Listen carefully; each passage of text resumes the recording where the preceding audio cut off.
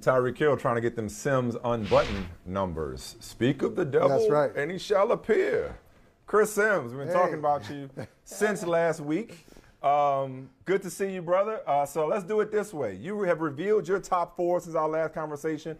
Michael and I have each done top 10 lists, which we will invite you to shit on in a second. But first, the top 4, like, I ain't tripping off your top 4. I know you, so I knew it was going to be Josh Allen. And this elimination, I figured it'd be Mahomes. I got to imagine that you struggled. Well, we'll get to our list in a second. But I got to imagine that you struggled with Herbert over Burrow. Or did you? It was close. It really is close. Now, I think when I definitively came out of it, I looked at it a little bit like, okay, here we go. We got Josh Allen and Mahomes. They're in, to me, their own little tier, okay? I'm going to say that right off the bat.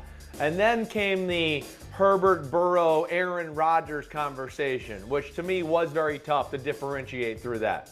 There was. But Herbert, to me, the big thing is, again, I don't know. To me, he's the best. If the pocket's clean, he's the best thrower of the football in the NFL. He hits the bullseye and can make every throw in the world when things are clean, let alone when people collapse on him. He's so big, he can throw over the line of scrimmage. People hang on him. He's great there. Now, where he's not as good as Mahomes and Allen is, the awkward throws, the body being in an awkward position. He's not as good as getting into backyard football maybe as he should be for as athletic as he is. I think that's something he's got to get better at. But I think the main thing that I came away with when it was to Herbert and Burrow was I just went, oh my gosh, Herbert makes so many game-changing throws every football game that we've become desensitized to it because he makes it look so easy and so good. So it wasn't easy there, but I think Herbert deserves to be 3. Burrow's the man, nipping at his heels at number 4. Rodgers at 5, and I told you a little bit last week why that is. The 49ers is a microcosm of Aaron Rodgers. It went on throughout the year, too, with too conservative in moments, letting teams crawl back into the game when they should not have, and there was chances to put them away. It just didn't come back to bite them in the butt like it did against a playoff team that was as talented as his team. You can get away with that in the NFC North against the middle class, the lower class of the NFL. And to me, that's where Burrow and Herbert separate themselves from Rodgers right now. Yeah, but see, the thing about Burrow, okay, so basically what you're saying is, if I could deduce from everything you're saying, like if you had the 2020 draft all over again, you're taking Herbert over Burrow, or even now if you're starting a team, you're taking Herbert over Burrow. I mean, you said it, everything barely, is clean. Yes. The thing about Burrow, man, I don't know if he told you this when you visited with him. I don't know how you guys had worked that out. Was it awkward at all? But the thing about Burrow is it's rarely clean for him.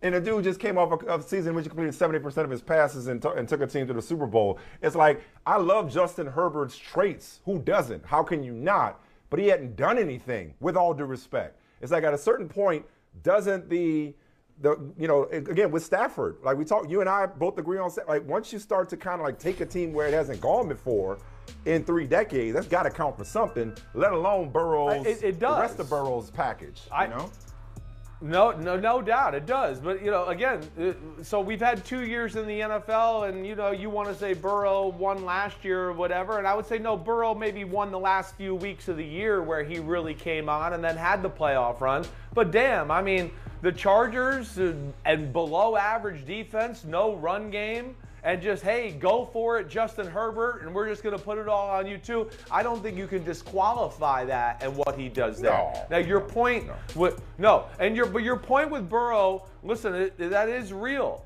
That's again, That's him, and with how I evaluated right this. there, like Chris, how you got me at 3, dog? How you gonna put Herbert? You try to explain it to him right there, right? He knows he was in the top 4, and I think he was happy enough with that. And like I said, it's close. Herbert is not as good as Joe Burrow in the pocket, to your point. Joe is arguably the best in the pocket in football, and he's slippery as can be. There's no doubt about that. And he is accurate, but I don't sit here and go, ooh, I think he's more accurate than Justin Herbert. I'm going to call that a push. his offense lends itself to maybe a few more short passes and things that allow him to get the numbers up in the completion percentage department. And if there's an issue with Herbert that I would say is a little bit of a negative is, like all really big arm quarterbacks, he's always looking at like, I can squeeze it in there. That first guy's going to come open by half an inch and I'll fire it in there. But to me, these four guys at the top are the future of the league and phenomenal football players and ain't going anywhere anytime soon. Exactly right. You're splitting hairs with this group. Well, Brother Sims, I have on my top 10 list, I have Josh Allen at number 2, and that's appropriate for a Buffalo Bill because they're used to being runners-up but not really being the champions. But you've got Josh Allen. I thought that was good. Come on, Mike, that's a good line. You can't help it. No, you can't. Well, okay, I guess that's better than he's just not that good. But okay, go ahead. You were saying. Come on. Continue. All right. And look, hey, Phil Simms knows about Buffalo. Phil Simms knows about the Buffalo Bills, and Chris Simms, the whole Simms family. Y'all got a ring off the Buffalo Bills. All right. So look, you put Allen at 1 though, and I think he should be 2. Based on his talent, but I give Mahomes the edge because of what he's actually done, what he's accomplished. He has hardware. His team has always been in the conference championship game. Why is Allen the best quarterback in football on your list? Well, that's where, again, I'm not going into the career achievement. As a totality career-wise, yes, Mahomes is greater than Josh Allen. I understand that. Mahomes has not played as good a football as Josh Allen the last 2 seasons. All right, that's the first thing I would say. And don't forget, the last 2 Mahomes, seasons, you said? I mean, the last two seasons, yes. The year before when they went to the AFC, NFC championship game, yes, Josh Allen had a better year, and really all categories. He did, So I also in that year went, man, Patrick Mahomes got to the Super Bowl with some of the worst pass protection I've ever seen, and we didn't even care about it because he just made magic happen. That was close 2 years ago. Last year was Mahomes 1, Allen 2.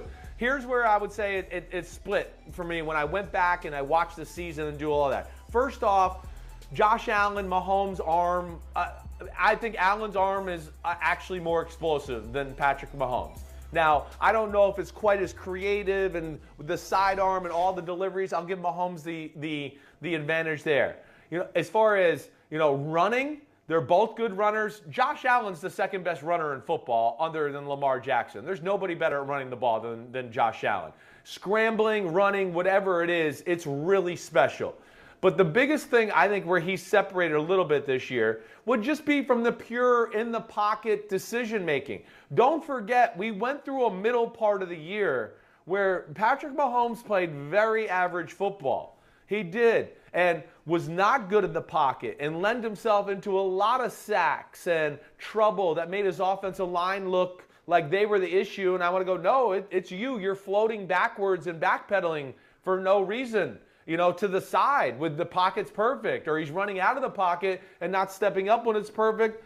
And then, of course, some of the decision-making as well that we talked about during the year. And I know Tony Dungy and I broke it down on Sunday Night Football a few times where it was just too greedy. It was too, I'm looking for the big play all the time. And that's why they started off in a bit of a slow start was, there was people open. There was things there to be had. And he was trying to make too much happen. And I feel like Josh Allen played the position a little bit more true to form this year, made every bit as many plays with his arm and more plays with his legs, and does not have the supporting cast on the offensive side of the ball Patrick Mahomes has. That's not even close. It's not even arguable.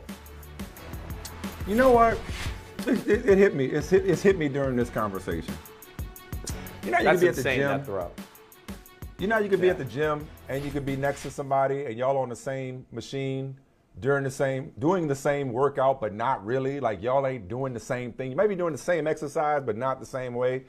It just hit me like these lists that all three of us have done, we're doing completely different exercises. Because Sims, that's right. I got Brady number 1, but like listening to you just now break down yours, and stop me if I'm not describing this right. This is a technician's list. This is who plays a position. This is an expert looking at film for you. This is an expert looking at film, how somebody executes the quarterback position, style of play, consistency, mechanics, arm talent, whatever you want to call it. This is like how they play the position. I'm just looking at it more from a like, yo, who I want quarterback in my team. And so for Brady's number one for me, I know that makes you throw up in your mouth, but Brady's number one for me. No, it doesn't. Not because he's as special as the other guys are, but because I refuse to disqualify him or reduce him based off like, oh, well, he's got protection, he's got great receivers. In an ideal world, they all would. None of them particularly like pressure. Most of them, when you get in their face, they're not as effective for the most part, Joe Burrows of the world aside. So Brady, for me, is the dude that I would imagine defenses fear the most with the ball in his hand and the game on the line. And it's not just what he's done in the past, it's what he's capable of doing now, even at 44 years old. And then Rodgers, for me, is number two, because I got to put some respect on a two-time MVP's name. He's still just as good as ever. Has he faltered in the playoffs? Yes. As you know, all of it's not on him. He needs the line. He needs the blame. You know, his lion's share of the blame. But you know, I don't need to tell you how exceptional he is. So I think what I realized, and last week I was just in such shock at some of the rankings, is like you were doing it strictly from a how somebody plays the position perspective, as opposed to, well, who do you want? Who do you want on your team? Who would you draft? You know, accolades. What's he done for me lately? Right. Those are different. Those are different. None of that stuff. Yes. None of that stuff. It's like, no, it's all right now, where we are right at this second. We're all in the same offense. We don't have the advantage of, oh, I have the best team or the best offensive coordinator around me. Yeah. And then I go into, yes, physical ability, decision-making smarts, you know, pocket presence, and then your effect on the team. Brady is amazing. I mean, he is. There's no doubt about it. I get that.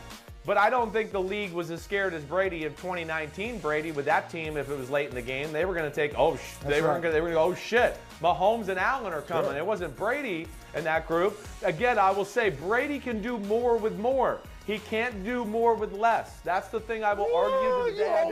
There's no way Tom Brady. You almost There's no way Tom Brady could get to the Super Bowl with that Bengals football team or get to the divisional playoff game with the Bills football team. Listen, man. Yeah, are you serious? Oh, my God. No way. We've seen it happen.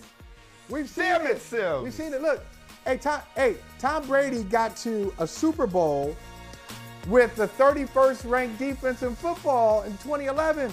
And your Giants, your Giants beat them. They all, like Joe Burrow put to himself. They all got talent around them. Some more than others, but they all have talent around them. None of them is catching their own passes.